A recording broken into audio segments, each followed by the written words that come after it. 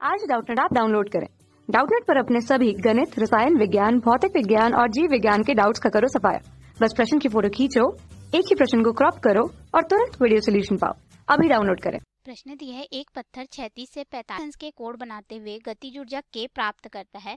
उच्चतम बिंदु पर हम लोग को यहाँ पे गतिज ऊर्जा का जो मान है वह ज्ञात करना रहेगा और यहाँ पे 4 विकल्प पहले वाले गतिज ऊर्जा के पदों में दिया गया है। तो आइए हम लोग इस प्रश्न को हल करते हैं और देखते हैं कि इनमें से कौन सा विकल्प जो है सही होगा। तो जैसे प्रश्न में बोला गया, एक पत्थर को थीटा बराबर 45 अंश के कोण से प्रक्षेपित किया जाता है। ठीक है, थीटा का मान जो है 45 अंश।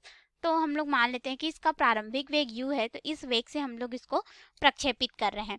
तो यह जो है हमारे पास प्रक्षेप्य गति करेगा, जो कि x अक्ष में भी आगे जाएगा और y अक्ष में भी आगे जाएगा। तो x अक्ष में जो वेग होगा उसे u x से दर्शाएंगे, जो कि हो जाएगा u cos थीटा, और हमारे पास यहाँ पे फिर y अक्ष में जो वेग होगा उसे हम लोग u y से दर्शाएंगे, जो कि होगा u sin थीटा के बराबर, जहाँ पे थीटा बराबर 45 अंश है। ठीक है, अब देखिए थीटा बराबर जब 45 अंश के कोण पर हम लोग किसी वस्तु को प्रक्षेपित करते हैं तो वह अधिकतम ऊंचाई प्राप्त करता है, जिसे हम लोग h मैक्सिमम से दर्शाते हैं।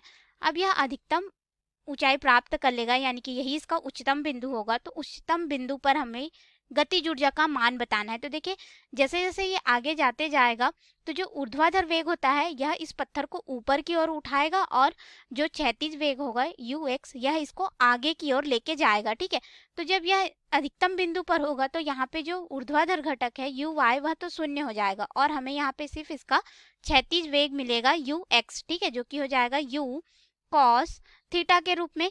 तो अगर हम लोग यहाँ पे गतिज ऊर्जा का मान देखेंगे, जिसे हम लोग k डैश के रूप में दर्शा देते हैं, इसका मान हमें निकालना है। तो यहाँ पे हमारे पास अगर देखें हम लोग गतिज ऊर्जा को, तो गतिज ऊर्जा को k e से दर्शाते हैं, जो कि होता है 1/2 m v का वर्ग हो जाएगा हमारे पास। तो यहाँ से हम लोग वेग का समीकरण निकाल सकते हैं। वेग v बराबर कितना हो जाएगा, इस पद को इधर ले आएंगे तो हमारे पास यहाँ पे जो गतिज ऊर्जा है उसे हम लोग k से दर्शा देते हैं, क्योंकि प्रश्न में हमें बोला गया है गतिज ऊर्जा का मान k प्राप्त होता है प्रारंभ में। ठीक है, तो 2 इधर आ जाएगा, यानी कि 2k बटे द्रव्यमान m और वर्ग को इधर पक्षांतर करेंगे तो ये हो जाएगा हमारे पास वर्गमूल के रूप में। तो वेग का मान हमें मिल गया और जो क्षैतिज वेग है हमारे पास वह कितना है, u cos थीटा के रूप में है। तो हमारे पास यहाँ पे अगर मान देखेंगे तो क्षैतिज वेग, इसको अब हम लोग vx से दर्शा देते हैं, क्योंकि यह इतने तक कुछ समय बीत गया तब इसका जो प्रारंभिक वेग u था अब ये क्या हो जाएगा, v के रूप में हो जाएगा। ठीक है, इस तरह से हम लोग मान सकते हैं, या फिर प्रारंभिक वेग u रख के भी हल कर सकते हैं, यहाँ पे वेग u रख सकते हैं। ठीक है, तो हमारे पास यहाँ पे वेग का भी मान आ गया है और थीटा का मान 45 अंश पता है, तो सभी मानों को रखेंगे तो वेग का मान कितना हो जाएगा, वर्गमूल 2 गुणित k बटे द्रव्यमान m, फिर गुणित हो जाएगा cos थीटा, यानी कि cos 45 अंश, और cos 45 अंश का मान होता है 1/वर्गमूल 2। तो यहाँ पे मान रख देते हैं हम लोग, तो ये हो जाएगा वर्गमूल 2 गुणित k बटे m गुणित यहाँ पे हो जाएगा 1/वर्गमूल 2। तो देखिए ये वर्गमूल 2 है और ये वर्गमूल 2 है, तो ये आपस में कट जाएगा और हमारे पास यहाँ पे फिर मान बच जाएगा वर्गमूल k बटे m के रूप में।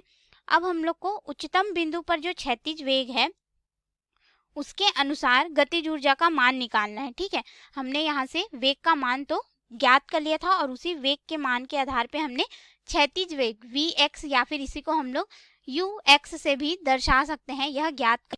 तो हमारे पास उच्चतम बिंदु पर जो वेग हो, यानी कि वेग के अनुसार, क्षैतिज वेग के अनुसार गतिज ऊर्जा को हमने यहाँ पे k डैश से दर्शाया है। यह कितना हो जाएगा, इसका मान हमें मिलेगा गतिज ऊर्जा 1/2 गुणित द्रव्यमान m गुणित वेग v का वर्ग। ठीक है, तो वेग v का वर्ग अगर हम लोग करेंगे तो ये हमारा क्षैतिज वेग है, इसी का हम लोग वर्ग करेंगे तो ये हो जाएगा k बटे m, क्योंकि वर्गमूल से और जो वर्गमूल और हमारे पास वेग का वर्ग है तो कट जाएगा, यानी कि हम लोग इसको हल करेंगे तो यहाँ से द्रव्यमान m से m कट जाएगा और उच्चतम बिंदु पर गतिज ऊर्जा हो जाएगी पहले की गतिज ऊर्जा की आधी, यानी कि k/2 के रूप में प्राप्त होगा। अब इसके अनुसार हम लोग विकल्प में आएंगे, तो विकल्प ए हमें दिया है k/वर्गमूल 2, यानी k/2, तो ए विकल्प बिल्कुल सही है। बी दिया है वर्गमूल k/2, तो ये गलत है। सी k गलत हो जाएगा, डी 0 ये भी गलत है, यानी कि सही विकल्प जो होगा ए विकल्प होगा। धन्यवाद।